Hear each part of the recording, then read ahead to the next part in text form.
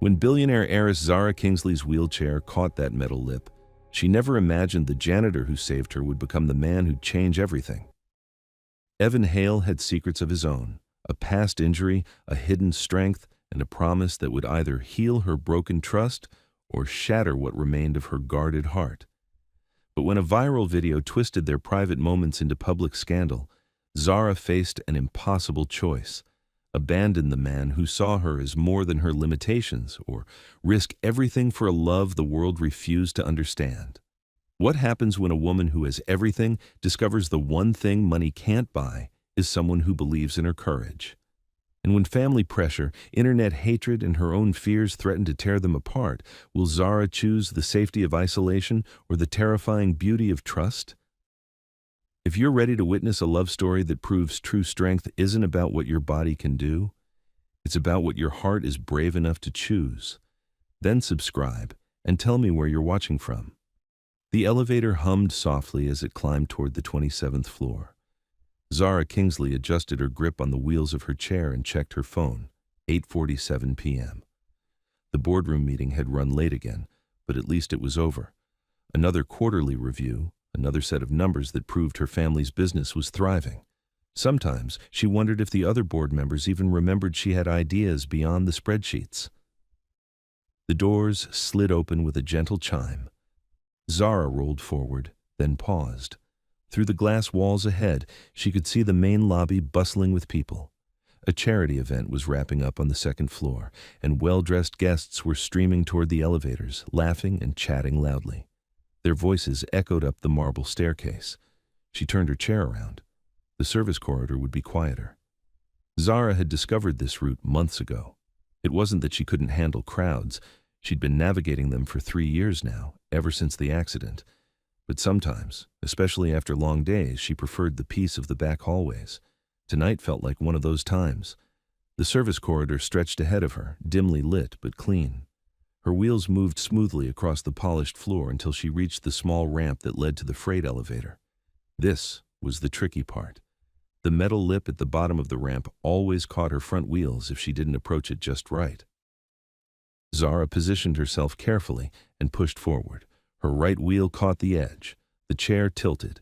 Her heart jumped as gravity pulled her sideways. She gripped the armrests, trying to shift her weight back, but the angle was wrong. She was going to fall. "Whoa there!" Strong hands appeared on either side of her chair, steadying it before she could tip over. The voice was calm, unflustered. Zara looked up to see a man in navy work clothes crouched beside her. He had kind brown eyes and sandy hair that looked like he'd been running his hands through it. "You okay?" he asked. Zara's breathing was quick and shallow. She forced herself to slow down, to center herself the way she'd learned in those first terrible months after the accident. "I'm fine, thank you." The man didn't let go of her chair yet. "This lip is a pain. Catches everyone." He glanced at the small metal ridge that had snagged her wheel. "Mind if I lower the ramp plate?" She nodded. He moved to a small panel on the wall and pressed a button. The ramp settled with a soft mechanical whir, eliminating the troublesome lip entirely. "Better?" he asked. "Much." Zara studied his face. There was something steady about him, something that made her feel like she could trust him. "I'm Zara." "Evan." He straightened up, giving her space. "I work nights here, building maintenance." "A janitor, then?" Zara felt a flicker of something. Not judgment, but surprise. She was used to people trying to impress her, especially once they learned who she was. Evan seemed content to simply help and step back. "Thank you for catching me," she said. "Anyone would have done the same." "No," Zara said quietly. "They wouldn't have." Evan's expression shifted slightly, like he understood more than he was letting on. He glanced down the corridor, then back at her. When he spoke again, his voice was gentle but direct. "If you want," he said, "I could help you try standing again, tomorrow, if you're interested." Zara felt her chest tighten. I'm not a therapist," Evan said quickly. "Just someone who learned a few things along the way, about balance, about taking it slow."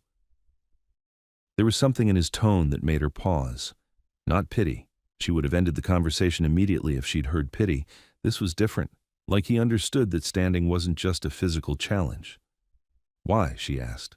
Evan was quiet for a moment. Because everyone deserves to try, on their own terms. The elevator chimed softly down the hall. Someone was coming. I should go, Zara said. Of course. Evan stepped back, giving her plenty of room to move. But the offer stands. Tomorrow morning, if you want. There's a rail in the service area on the 5th floor. Quiet up there.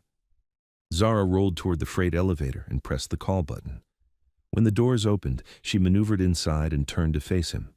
Evan was standing exactly where she'd left him, not following, not pushing, just waiting to see what she would choose. As the doors began to close, she caught his eyes through the narrowing gap. Tomorrow, she heard herself say, same time, I'll be here. The doors closed and Zara was alone with the soft hum of the elevator and the steady beating of her heart. She'd said tomorrow. Why had she said tomorrow? By the time she reached the ground floor, she still didn't have an answer. But something about Evan's quiet confidence had planted a seed of possibility in her chest. Maybe it was the way he'd helped without making a big deal about it. Maybe it was how he'd asked permission before fixing the ramp. Or maybe it was simply that he'd offered to help her try, not to fix her. The next morning, Zara sat in her bathroom, staring at herself in the mirror. She'd been awake since 6, which was unusual for her. Even more unusual was what she was wearing, athletic clothes and gloves. She'd told herself she was just going downstairs for her usual morning routine. Check the mail, maybe grab coffee from Anita's little cafe on the ground floor. But the gloves gave her away. She only wore gloves when she planned to do something that might make her hands sweat, like trying to stand. Maya knocked on her bedroom door. Zara, you okay in there? Coming, Zara called back. She rolled out to find her cousin and assistant pacing by the kitchen island, already dressed for the day in her usual crisp blazer and heels. Maya had been protective of Zara since they were kids, but the last 3 years had turned that protectiveness into something closer to hypervigilance. You're up early, Maya said, glancing at Zara's outfit, and you look like you're about to work out. Maybe I am. Where? The building gym doesn't open until 9. Zara busied herself with getting a water bottle from the refrigerator. I'm meeting someone. Who? A friend. Maya's eyebrows shot up. What friend? You didn't mention any friend yesterday. I don't have to run my schedule past you every minute. Zara, Maya's voice softened. You know I worry. Zara turned to face her cousin fully. Maya's concern was real, it always was. But sometimes Zara felt like she was suffocating under the weight of everyone's worry. Her mother's anxious phone calls, Maya's careful monitoring of her activities, the way people spoke to her in that particular tone, like she might break if they said the wrong thing. I know you do, Zara said, but I need to try some things on my own, okay? Maya looked like she wanted to argue, but something in Zara's expression stopped her. Okay, just be careful. Always am. The 5th floor of the building was nothing like the luxury apartments above or the polished lobby below. Here, the hallways were purely functional. Concrete floors, fluorescent lighting, and the quiet hum of building systems. Zara found the service area easily enough. It was exactly as Evan had described, a small space with a metal handrail running along one wall. Evan was already there, waiting beside a simple metal chair. He'd brought a forearm crutch and a small microfiber towel, both of which looked well used but clean. You came, he said, and there was no surprise in his voice, just quiet satisfaction. I said I would. Yeah, you did. Evan gestured to the setup. This okay? We can do this anywhere you're comfortable. Zara looked around the space. It was private, practical, and completely without drama. Perfect. This is fine. Good.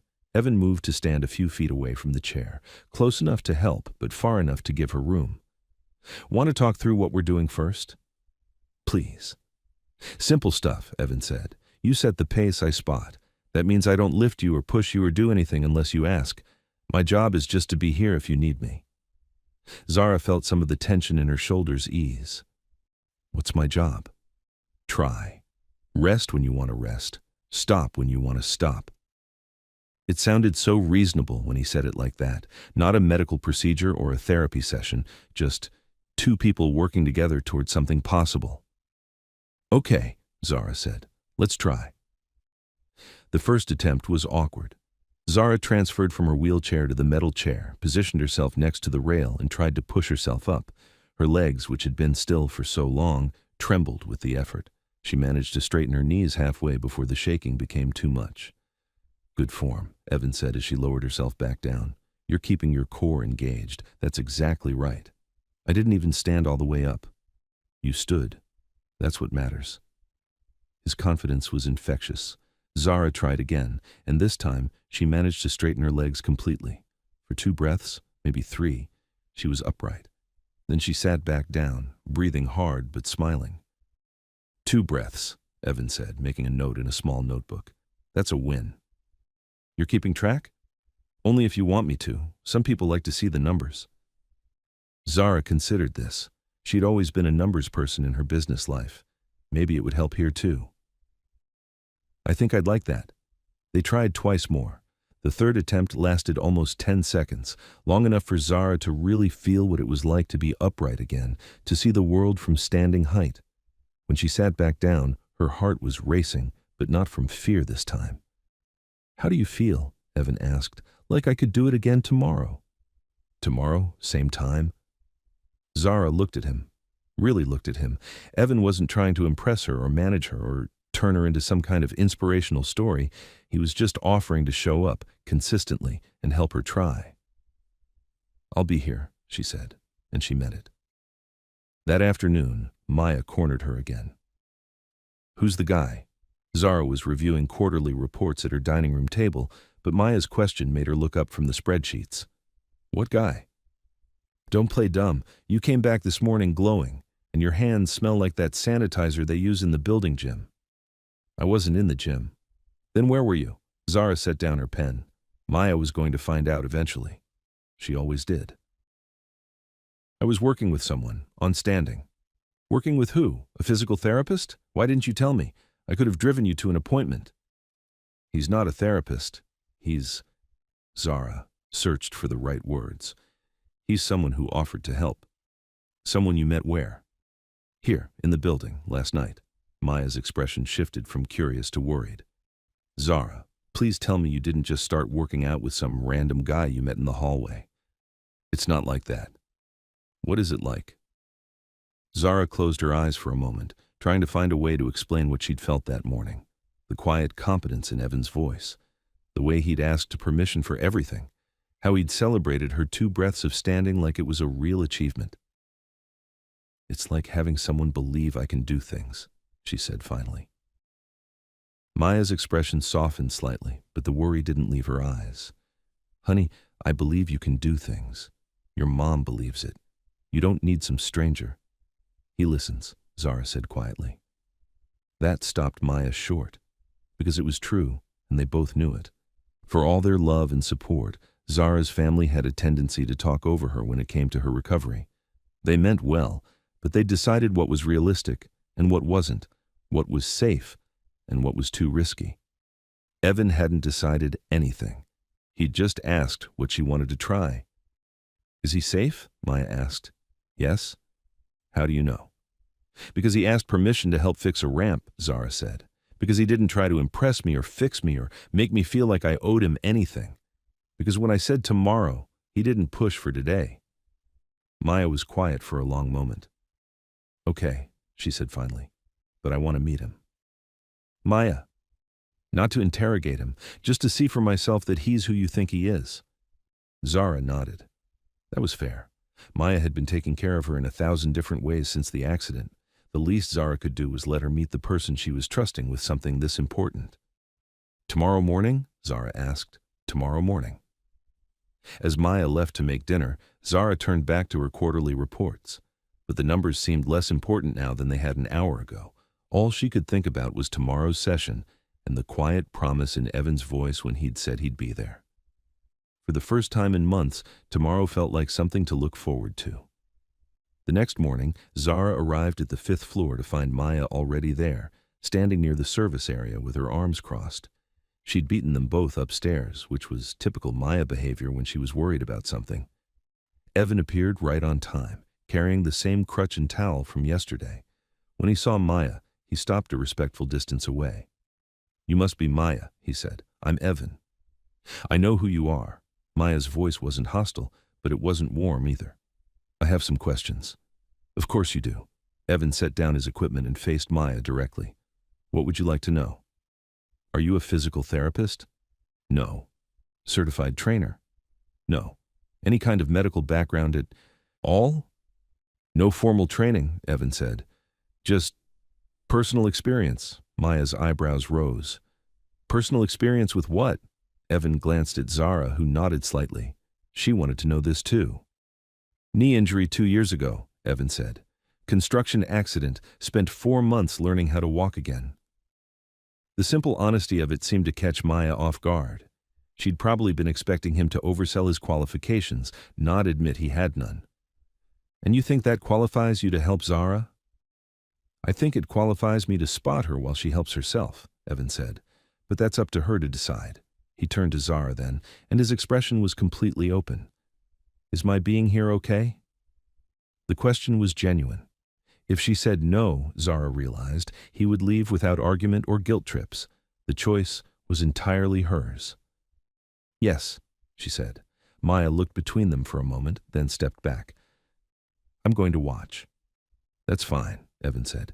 Just going to ask you to stay quiet during the work. Zara needs to focus. It wasn't a request. It was a boundary, stated calmly but firmly. Maya looked surprised again, but she nodded.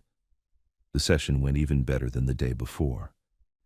Zara managed 3 full stands, each one lasting longer than the last. By the 3rd attempt, she was able to hold herself upright for almost 15 seconds while maintaining perfect balance.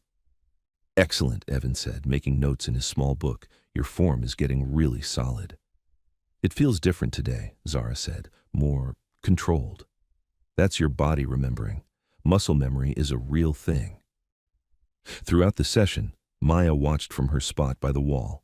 Zara could see her cousin taking in every detail, how Evan asked permission before adjusting anything, how he stayed within arm's reach but never touched without being asked, how he praised Zara's effort and technique rather than just the results.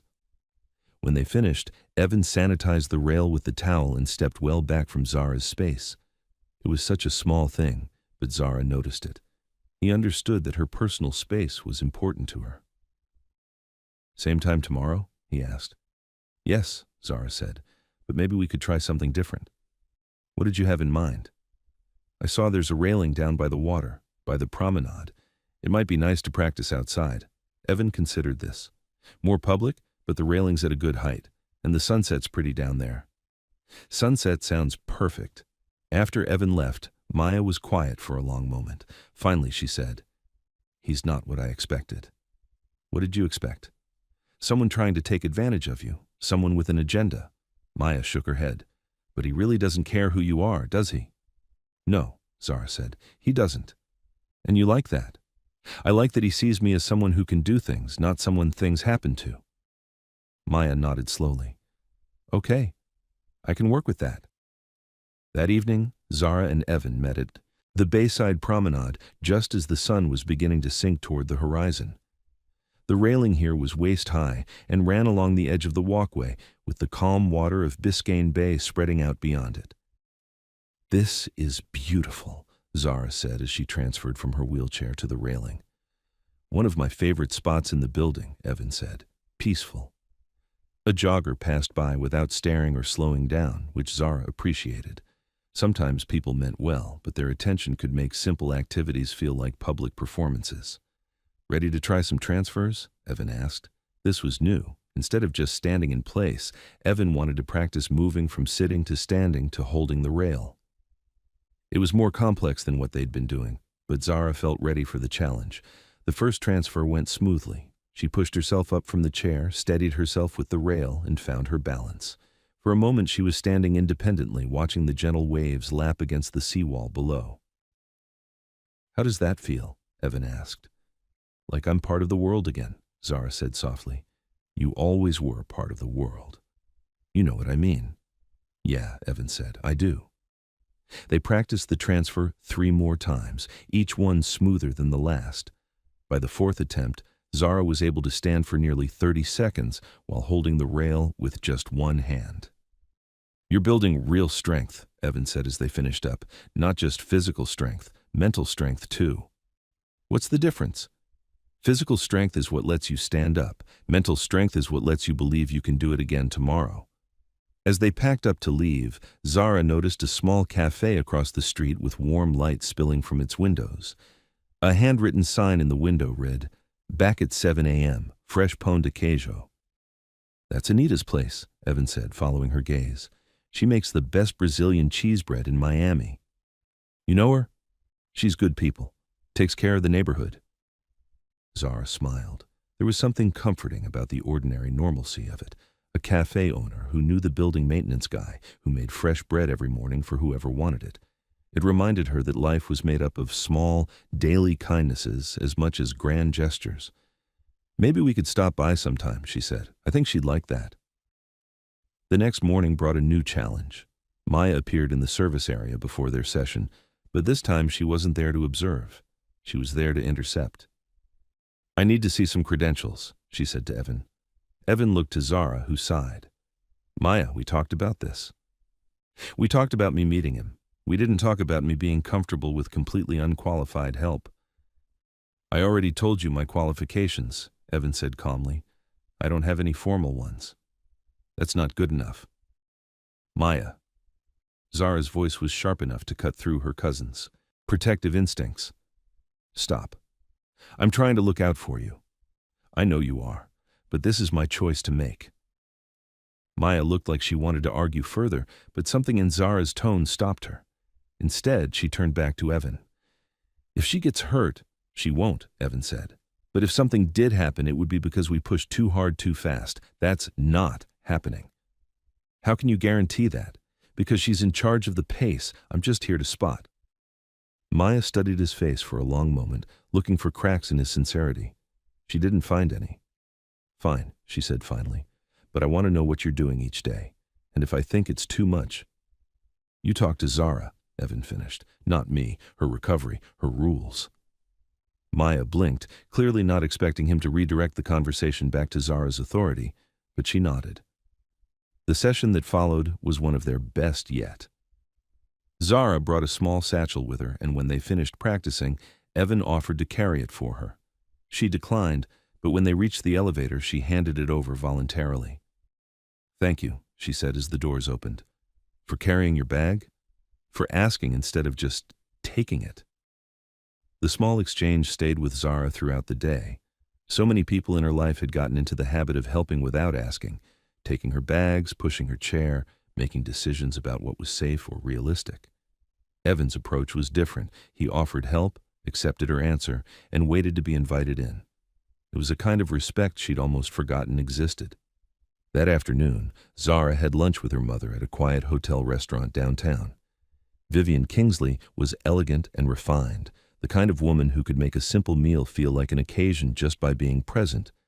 But she was also a worrier, and lately her worry had been focused entirely on Zara.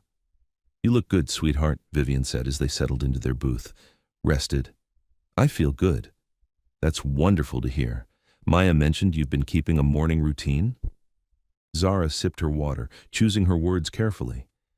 "I've been working on some physical therapy, nothing dramatic." "With Dr. Reeves?" "No, with someone else." Vivian's fork paused halfway to her mouth. "Someone else? Another therapist?" "Not exactly." "Zara." Vivian set down her fork entirely. "Please tell me you haven't started working with some unqualified person." "Mom, it's not. Because there are people who take advantage of situations like yours, people who promise things they can't deliver." The familiar frustration rose in Zara's chest. "This isn't about anyone taking advantage of me." "Then what is it about?" Zara took a deep breath. "It's about me deciding what I want to try, and having someone support that instead of managing it." Vivian's expression softened slightly. "Honey, we all support you. You worry about me. There's a difference. Of course I worry. You're my daughter. I know, and I love you for it. But I need you to trust me to make good choices about my own recovery." Vivian was quiet for a long moment, stirring her tea with unnecessary attention to detail. "Is this person safe?" "Yes." "How do you know?" Because he listens to what I want instead of deciding what I need. He? Zara nodded. And Maya's met him? Yes. She had the same concerns you do, but she's okay with it now. Vivian considered this. Maya was nothing if not protective, so if she'd given her approval, it carried weight. I'd like to meet him too, Vivian said finally. Okay, but not to interrogate him, to see what I see. Which is someone who believes I'm capable of more than I've been trying. That evening, Zara sat in her living room with her journal open on her lap. She'd been keeping track of her progress in writing, not just the physical milestones, but how each day felt. Today's entry was different from the others. Day 4, morning session, 3 stands, longest 30 seconds. Evening session, 4 transfers, able to hold rail with one hand. But the real progress isn't in the numbers, it's in how normal it's starting to feel. Like, maybe standing is something I can do, not something I used to do. Evan says tomorrow we'll try taking steps, not just standing in place, but actually moving forward. I'm scared and excited in equal measure, but mostly, I'm hopeful. It's been a long time since I felt hopeful about my body. She closed the journal and reached for her phone to set her alarm. 6 a.m. Early enough to prepare for their session, late enough to get proper rest. As she got ready for bed, Zara found herself thinking about the question Evan had asked that first day. What did she want to try? For 3 years, that question had felt impossible to answer. She'd wanted to try everything and nothing. She'd wanted to be the person she used to be, and she'd wanted to accept who she was now. The conflict had left her stuck in between, not moving forward or fully settling into her new reality. But something was shifting. For the first time since the accident, Zara was beginning to see her wheelchair not as a prison or a failure, but as one way to move through the world. Standing wasn't about replacing it. It was about having choices. Tomorrow she would try to take steps, and whatever happened, she would try again the day after that. The thought didn't scare her as much as it should have. It felt like hope. The next morning, Zara woke before her alarm. Sunlight was just beginning to filter through her bedroom curtains, and she could hear the distant sounds of Miami coming to life. Traffic, construction, the gentle hum of a city that never truly slept. She'd dreamed about walking, not the dramatic movie-style dreams where she suddenly leapt out of her chair and ran marathons. Something quieter and more real, taking careful steps across a room while someone she trusted waited on the other side. By the time she reached the Bayside Promenade, Evan was already there with a small printout in his hand. "What's that?" she asked. "Ankle mobility exercises," he said, offering her the paper. "Thought you might want to look them over before we try moving steps." Zara scanned the simple diagrams. Nothing complicated, just basic flexion and rotation movements to warm up the joints that had been still for so long. "You printed this for me?" "Seemed useful, but we don't have to use it if you don't want to." She folded the paper carefully and tucked it into her bag. "No, this is good. Thank you." They started with the usual routine. Transfers from chair to railing, several practice stands to warm up her muscles and build confidence. But today felt different. There was an electricity in the air, a sense that they were about to cross some kind of threshold. "Ready to try moving forward?" Evan asked. Zara gripped the rail and nodded. "Same rules as always," Evan said, positioning himself slightly behind and to her side. "You set the pace. You tell me if you need help, and if you need to stop, you stop. What if I fall?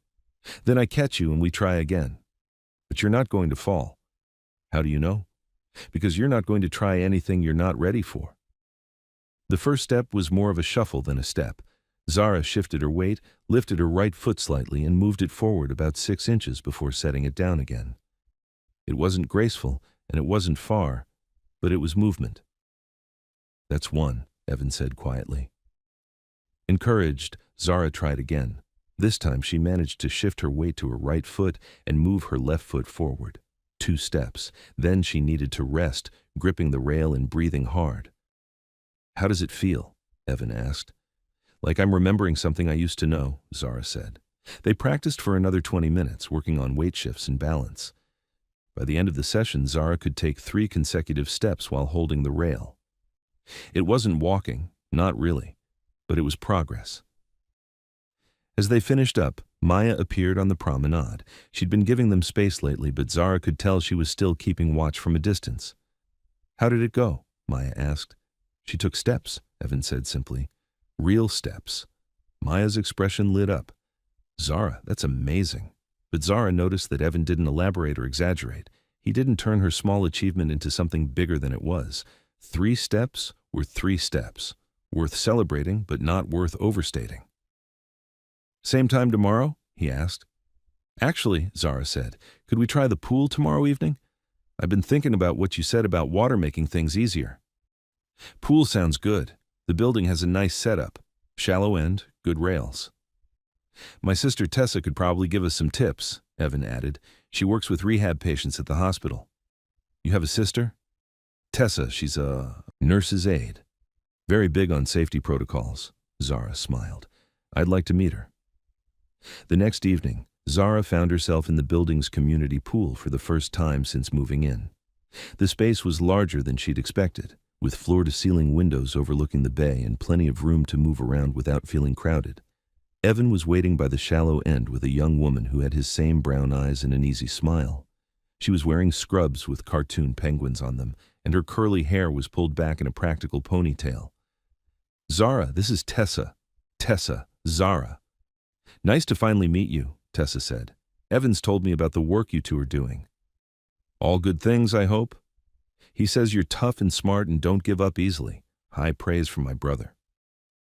They started slowly. Tessa showed Zara how to use the pool's entry system, a mechanical lift that lowered her gently into the water. Once she was in, the difference was immediate. The buoyancy took pressure off her joints, and the warm water felt like an embrace. "Try pressing your hands against the wall and just standing," Tessa suggested. "Let the water support you." Zara gripped the pool edge and pushed herself upright. In the water, standing felt almost effortless. She could feel her legs supporting her weight, but without the full force of gravity working against her. "This is incredible," she said. "Water's magic," Evan agreed. He was in the pool too, staying close but not crowding her. "Want to try walking along the wall?" For the next hour, Zara practiced moving through the water. Side steps along the pool wall, forward steps with Tessa and Evan spotting her, even a few steps without holding on to anything at all. The progress felt almost too good to be true. "Don't get discouraged when it's harder on land," Tessa warned gently as they finished up. "Water gives you advantages you won't have everywhere else." "But the strength I'm building is real?" Zara asked. "Absolutely, and the confidence too. Sometimes that's the biggest part." As they made their way to the locker area, Zara felt lighter than she had in months, not just physically, but emotionally. She was starting to believe that her body could do things again. "Want to grab coffee?" Evan asked as they dried off. "Anita's should still be open." "I'd love that." Anita's cafe was exactly as cozy as Zara had imagined. Small round tables, warm lighting, and the smell of fresh coffee and baked goods. Anita herself was a petite woman with graying hair and kind eyes who greeted Evan like an old friend. "And you must be Zara," Anita said. "Evan's told me about your morning walks." "Not walking yet," Zara said, "just practicing." "Practice is how everything good starts." Anita gestured to a table near the window. "Sit wherever you're comfortable. First coffee's on the house." They ordered Brazilian coffee and pão de queijo, and for a few minutes they just enjoyed the simple pleasure of sitting together in a warm, welcoming space. Zara found herself studying Evan's face in the soft light. There was something peaceful about him, something that made her feel like she could be completely herself. "Can I ask you something?" she said. "Shoot." "Why did you offer to help me that first night?" Evan considered the question, stirring his coffee slowly. "Honestly? Because you looked like someone who was tired of people either staring or pretending not to see you. You could tell all that from one conversation. I could tell you were handling your business, but I could also tell you were doing it alone. And you don't think people should have to do things alone? I think everyone deserves to have someone in their corner, someone who's not trying to manage them or fix them or turn them into inspiration porn." Zara nearly choked on her coffee. "Inspiration porn?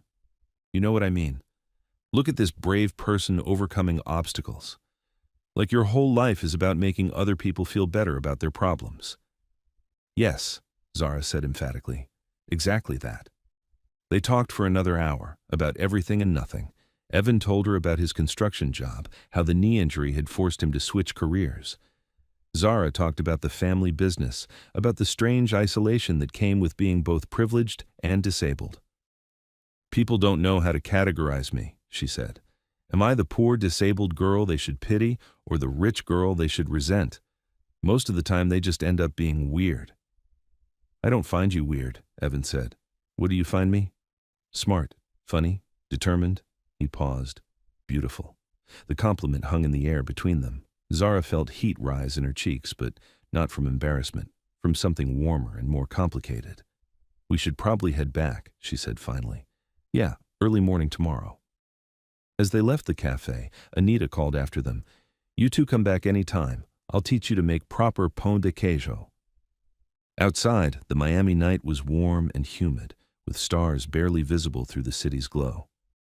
Evan walked beside Zara's chair as they made their way back to the building, and when they reached the lobby, he held the elevator door for her. "Today was good," Zara said as they rode up. "Today was really good." When the elevator reached her floor, Zara hesitated before rolling out. "Evan? Yeah? Thank you. Not just for today, for all of it. Thank you for letting me help." As the doors closed between them, Zara felt something shift in her chest, something warm and hopeful and maybe a little bit dangerous. She was starting to care about Evan in a way that went beyond gratitude. The thought should have scared her. Instead, it made her smile all the way to her apartment. The next morning brought their biggest breakthrough yet. Working on the promenade railing, Zara managed to walk nearly 10 feet while holding the rail for support.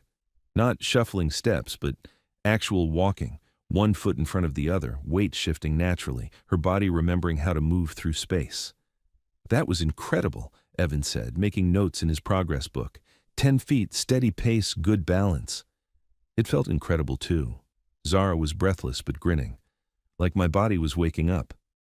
A small group of joggers passed by, and one of them gave Zara an encouraging thumbs up. Instead of feeling self-conscious, she found herself waving back. Her recovery wasn't something to hide anymore. It was something to be proud of. "Want to try the cafe walk?" Evan asked. This was something they'd talked about but never attempted. Anita had offered to let them practice walking from her front door to the first table inside the cafe. It would be Zara's first attempt at walking in a real-world environment with uneven surfaces and obstacles to navigate. "Let's do it," Zara said. They made their way to the cafe, where Anita was waiting with the door propped open and a clear path marked out. The distance was only about 8 feet, but it included a slight step up from the sidewalk and a turn around a chair. Zara transferred from her wheelchair to the borrowed forearm crutch they'd been practicing with. Evan positioned himself close enough to spot but far enough away to give her room to move. Anita watched from behind the counter, her hands clasped together like she was watching her own daughter take first steps. The step up from the sidewalk was tricky, but Zara managed it by leaning on the crutch and taking her time. The turn around the chair required a moment of careful balance, but she navigated it smoothly. And then she was at the table, standing upright and breathing hard but triumphant. Anita burst into applause. "Bravissima! I can't believe I just did that," Zara said. "I can," Evan said quietly. "I always knew you could." They celebrated with iced tea and fresh bread, and for a few minutes Zara allowed herself to bask in the simple joy of achievement. She'd walked into a cafe. It was a small thing, maybe, but it was hers. As they prepared to leave, Evan's expression grew more serious. "Zara, there's something I need to tell you." Her heart skipped. "What?" "Yesterday in the lobby, there was a feature playing on the building's monitors. About you, about your family's business." Zara felt her stomach drop. She'd forgotten about the quarterly profile that her mother's PR team had arranged. It was supposed to be good publicity for the company, but it meant that anyone in the building could now know exactly who she was. Did that change anything for you?" she asked. Evan looked genuinely confused. "Change what?" "How you think about me. About this." She gestured between them. "Zara, I don't care if you're rich or poor or somewhere in between. I care that you show up every day and do the work. I care that you're brave and funny and that you trust me to spot. You," he paused. "Your bank account doesn't have anything to do with any of that." Relief flooded through her so completely that she almost started crying right there in the cafe. She'd been bracing for everything to change, for Evan to start treating her differently or wanting something from her. Instead, he was exactly the same person he'd been before he knew about her money. "So we're good?" she asked. "We're good," Evan confirmed. "Unless you want to buy me a really expensive car, then we might have problems." Zara laughed despite herself. "I'll keep that in mind." As they walked back to the building, Zara felt lighter than she had in years. She was making real physical progress. She was starting to trust someone new, and the world was beginning to feel like a place where good things were possible. She should have known it was too good to last. The trouble started with an email from Graham Bishop, the building manager. It was waiting in Maya's inbox when she got to work the next morning, marked urgent and copied to Zara. "Ms. Ortiz, it has come to my attention that unauthorized physical therapy sessions are taking place on building property. Please be advised that liability insurance does not cover unlicensed therapeutic activities. Effective immediately, all such activities must cease. Regards, Graham Bishop Building Management." Maya forwarded the email to Zara with a single line. "We need to talk." Zara read the message twice, feeling her morning optimism crumble. She'd known this was too good to last, but she'd hoped they'd have more time. Her phone rang. Maya. "Did you see the email?" Maya asked without preamble. "I saw it." "What do you want to do?" Zara closed her eyes. What she wanted to do was ignore the email and keep working with Evan. What she probably had to do was stop, at least on building property. "I'll talk to Evan," she said. "We'll figure something out." "Zara, maybe this is a sign." Don't what?" "Don't use this as an excuse to shut down something that's working." Maya was quiet for a moment. "I wasn't going to do that." "Weren't you?" "No, I was going to say maybe we should look into getting him some kind of certification or finding a licensed therapist who can work with both of you." The suggestion caught Zara off guard. She'd expected Maya to see the email as justification for ending the whole arrangement. "You'd be okay with that?" Zara asked. "I've seen how happy you've been the last 2 weeks. I've seen the progress you're making.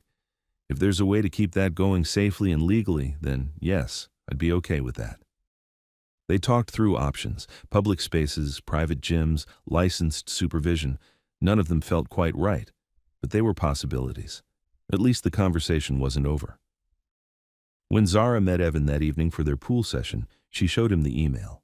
He read it without comment, then folded it carefully and handed it back. "So we adapt," he said. "Simply." "Adapt how?" "Public promenade is still public. Pool might be trickier, but Anita's offered to let us practice in the cafe. And there's a community center down the street with accessible facilities." "You've already thought about this?" "I've been thinking about it since day one. Buildings have rules. That's okay. We work around them." His calm acceptance of the situation helped steady her nerves. This wasn't the end of her progress. It was just a change in venue. "Same time tomorrow?" she asked. "Always," Evan said. But as they left the pool area, Zara noticed Graham watching them from across the lobby. His expression wasn't hostile, exactly, but it wasn't friendly either. She had the uncomfortable feeling that their every move was going to be scrutinized from now on. Still, when she woke up the next morning, she was thinking about taking steps on the promenade, about the way Evan's voice sounded when he counted off her progress, about the possibility that her body might be capable of even more than she'd dared to hope. The email was a setback, not a stop sign. At least, that's what she told herself. 3 days later, everything changed. Zara was reviewing financial reports in her apartment when her phone started buzzing with notifications. First a text from Maya, then her mother, then numbers she didn't recognize. All of them seemed to be saying the same thing. "Have you seen this?" She opened her laptop and searched her name. The third result made her stomach drop. It was a video clip, clearly shot on someone's phone through the lobby windows. The footage showed her standing at the promenade railing with Evan beside her, but the angle made it look like he was coaching her for some kind of performance. The caption read, "Billionaire Heiress gets walking lessons from building janitor. Inspiring or exploitative?" The comments were worse than the video itself. Some people called it heartwarming. Others suggested Evan was taking advantage of her. A few questioned whether her disability was even real. The clip had been shared hundreds of times in just a few hours. Her phone rang. Vivian. "Sweetheart, I just saw the video. Are you okay?" "I'm fine, Mom." But Zara's voice sounded shaky even to herself. "This is exactly what I was worried about. People making assumptions, twisting things around. The video doesn't show the whole story. I know that, and you know that, but the internet doesn't know that." Vivian's voice was gentle but firm. "Maybe it's time to take a break from these sessions, just until this dies down." "Mom? I'm not trying to control you. I'm trying to protect you." After Vivian hung up, Zara sat staring at the video clip. The person who'd filmed it had caught maybe 30 seconds of their work together, but they'd managed to make it look calculated and strange. Evan appeared to be hovering over her, directing her movements. In reality, he'd been asking if she wanted to try holding the rail with one hand. But without context, it looked like exactly what the comments suggested, someone taking advantage. Her phone buzzed with a text from Evan. "Saw the video. Want to talk?" She typed and deleted a dozen responses before settling on, "Need space today." His reply came immediately. "Your pace, always." Even now he was giving her room to decide what came next. The thoughtfulness of it made her want to cry. Maya arrived an hour later with takeout Thai food and a grim expression. "How bad is it?" Zara asked. "The video's been picked up by 3 gossip blogs and a local news station. They're calling it The Billionaire and the Janitor, a modern fairy tale." "That's horrible." "It gets worse. Someone dug up Evan's background, posted about his knee injury, his job history, his sister's work at the hospital. They're making it sound like he targeted you specifically." Zara felt sick. The internet had turned their quiet, careful work into a spectacle. Worse, they'd made Evan into either a saint or a predator, with no room for the truth, that he was simply a good man who'd offered to help. "What do you think I should do?" she asked. Maya sat down across from her, choosing her words carefully. "I think you have to decide what matters more to you, the progress you're making or avoiding the attention. Can I have both?" "Not right now. Maybe not for a while." Zara picked at her pad thai, her appetite gone. "What would you do?" "I'd probably run and hide," Maya admitted, "but I'm not you. You've never run from anything in your life." That night, Zara lay awake replaying the last 3 weeks in her mind. The first time Evan had helped her stand, the feeling of taking steps on the promenade, the way he'd looked at her in the cafe when he'd called her beautiful. All of it felt precious and fragile now, like something that could be destroyed by too much attention. But it also felt real. More real than anything she'd experienced since the accident. The next morning, Zara made a decision. She dressed in her usual workout clothes, took the elevator down to the lobby, and rolled out to the promenade. Evan wasn't there. They hadn't scheduled a session, but she wanted to see how it felt to be in their usual space. A few early joggers passed by, and she caught one of them taking a picture. Not obviously, just a quick phone snap as they ran past. The video had made her recognizable in a way she'd never wanted to be. She tried transferring to the rail and standing on her own. Without Evan's steady presence, it felt different, less secure, more performative. After a few minutes, she gave up and went back inside. Graham was waiting in the lobby. "Ms. Kingsley, could I speak with you privately?" They went to his office, a small space filled with maintenance schedules and building regulations. Graham offered her coffee, which she declined. "I owe you an apology," he said without preamble.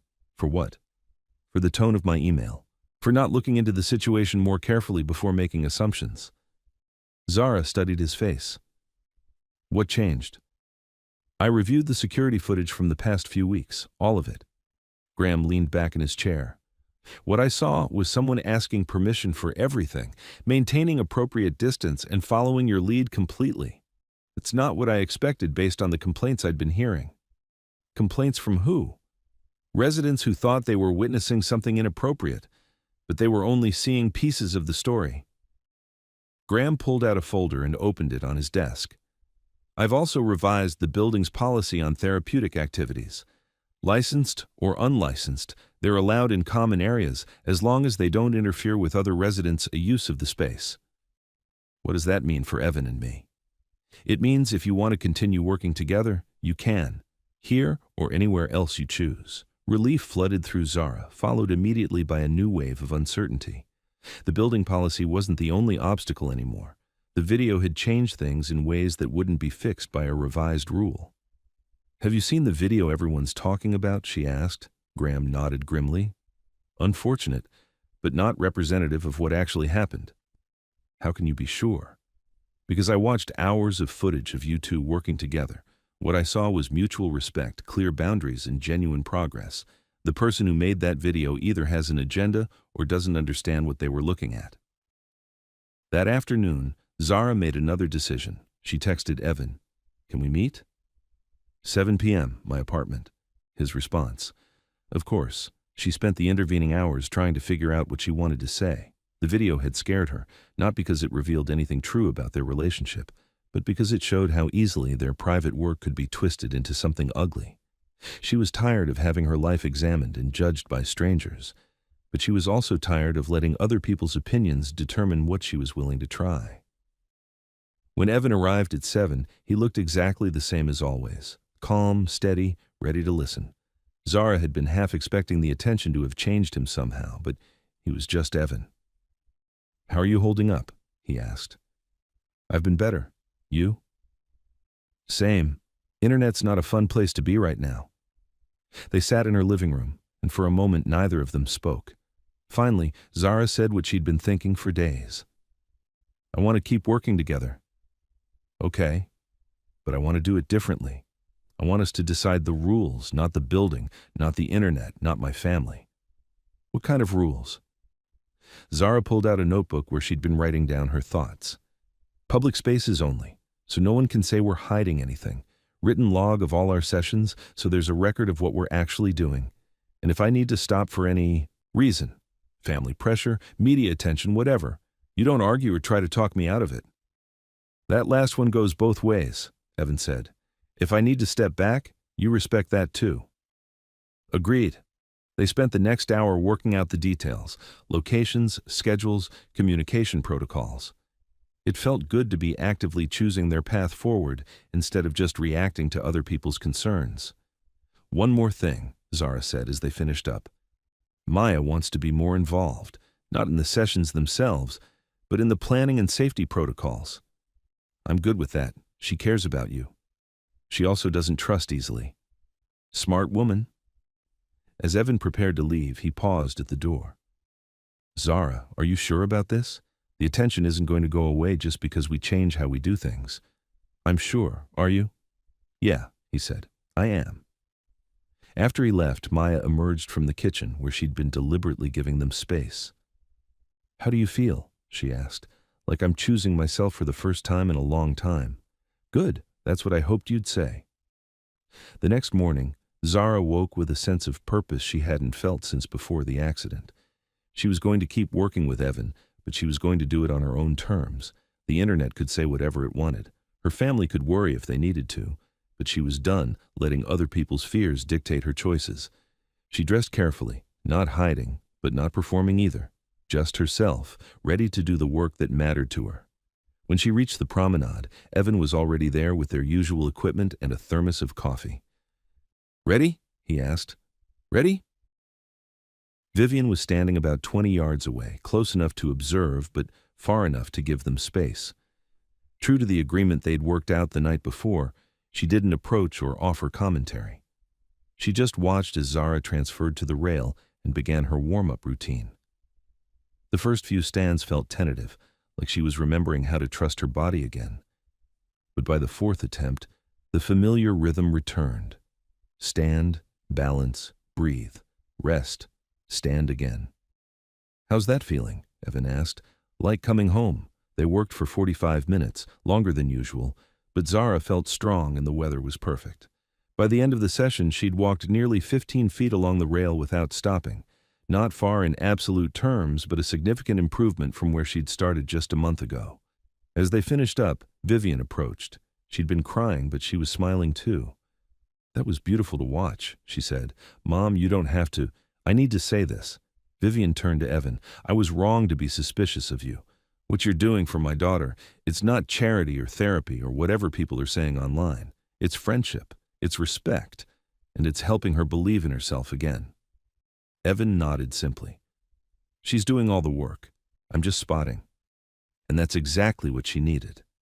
That evening, they tried something new. Instead of their usual pool session, Anita had offered to close her cafe 15 minutes early so Zara could practice walking from the front door to the back corner table, the longest indoor distance they had attempted. The walk was challenging. Zara had to navigate around several tables and chairs, manage a slight elevation change, and deal with the cafe's uneven tile floor. But she made it all the way to the back table, where Anita had placed a small bouquet of flowers and a handwritten note that said, "Brava." 15 feet, obstacles included, Evan noted in his progress book. Perfect form, steady pace. It felt like flying, Zara said.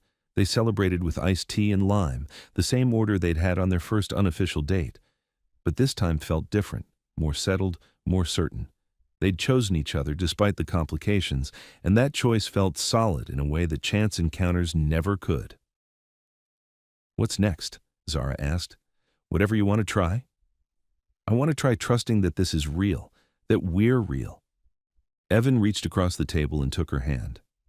"We're real. Even with all the noise around us? Especially with all the noise around us, anyone can have a relationship when it's easy. It takes something special to choose each other when it's complicated." Outside the cafe windows, Miami sparkled in the evening light. Cars passed by, people walked their dogs, life continued in all its messy, ordinary beauty. Somewhere online, strangers were probably still debating the video and making assumptions about Zara's life. But here, in this small, warm space, none of that mattered. What mattered was the feeling of Evan's hand in hers. The flowers on the table, the progress notes in his careful handwriting. The way Anita hummed while she cleaned up, giving them space to just be together. What mattered was the choice to keep trying, keep trusting, keep believing that love could be built on small, daily acts of courage. 6 weeks later, Zara walked into her mother's house for Sunday dinner. Not rolled, walked, with a forearm crutch and Evan's steady presence beside her, but under her own power. It was only from the front door to the dining room, maybe 20 feet, but it was enough to make Vivian cry happy tears and Maya applaud like she was watching an Olympic performance. The dinner table was full that night, Vivian and Maya, of course, but also Tessa and her boyfriend, Anita with a homemade dessert, and even Graham with a bottle of wine and a formal apology for his initial suspicions. "Speech," Maya called out when they'd finished eating. "I don't have a speech," Zara protested. "Then just tell us how you're feeling." Zara looked around the table at the faces of the people who'd supported her journey, some from the beginning, others who'd come around along the way. But mostly, she looked at Evan, who'd been the first person in 3 years to ask not what she needed, but what she wanted to try. "I feel like myself again," she said finally. "Not the same person I was before the accident, someone different, someone who knows what it means to choose hope over fear, trust over protection, possibility over certainty." "And," Maya prompted, "and I feel grateful for second chances, for people who see what you could become instead of just what you've lost, for love that proves itself in small acts, day after day." She reached for Evan's hand under the table, and he squeezed gently. "For choosing each other," she added, again and again, no matter what anyone else thinks about it. After dinner, she and Evan walked out to Vivian's garden, really walked together, taking their time. The sun was setting over Biscayne Bay, painting the sky in shades of pink and gold. Tomorrow there would be another session, another small goal, another step forward. But tonight was for celebrating how far they had already come. "Any regrets?" Evan asked as they settled onto a bench overlooking the water. "About which part?" "Any of it. The video, the attention, having to prove ourselves over and over." Zara considered this. The last few months hadn't been easy. There had been more videos, more opinions, more strangers feeling entitled to judge their relationship. But there had also been progress beyond anything she dared to hope for. Not just physical progress, but emotional growth, deepening trust, the kind of love that felt both extraordinary and perfectly ordinary. "No regrets," she said. "You?" "Only one." "What's that?" "I wish I'd asked you on a proper date sooner." Zara laughed. "We can fix that. Tomorrow night, 7 o'clock. Pick somewhere with good lighting and terrible elevator music. Deal. As the stars began to appear over Miami's skyline, Zara thought about the journal entry she would write later that night. Not about the number of steps she'd taken or the distance she'd covered, but about the deeper victories. Learning to trust again. Choosing love over fear. Understanding that strength wasn't about what her body could or couldn't do, it was about what her heart was brave enough to choose. Tomorrow, she would take more steps. She would try new challenges, face new obstacles, continue building the kind of life she wanted to live. But tonight, she was exactly where she belonged, beside someone who'd helped her remember that she was capable of more than she'd ever dared to believe. The rest was just details. 6 months later, Zara published a blog post about her recovery journey. It went viral in the best possible way, not as a spectacle or an inspiration, but as an honest account of what it meant to rebuild trust in your own body with the help of someone who believed in your potential. The comment section filled with stories from other people learning to navigate disability, trauma, and the complicated work of healing. Evan Arfel framed the first comment, which simply said, "Thank you for showing us what real love looks like." They still meet most mornings at the promenade. Zara can walk nearly a quarter mile now, sometimes without any assistive devices at all. But the best days are still the quiet ones, just the two of them, taking it one step at a time, proving that love is built on showing up consistently for the people who matter most. Every small victory is still a victory worth celebrating.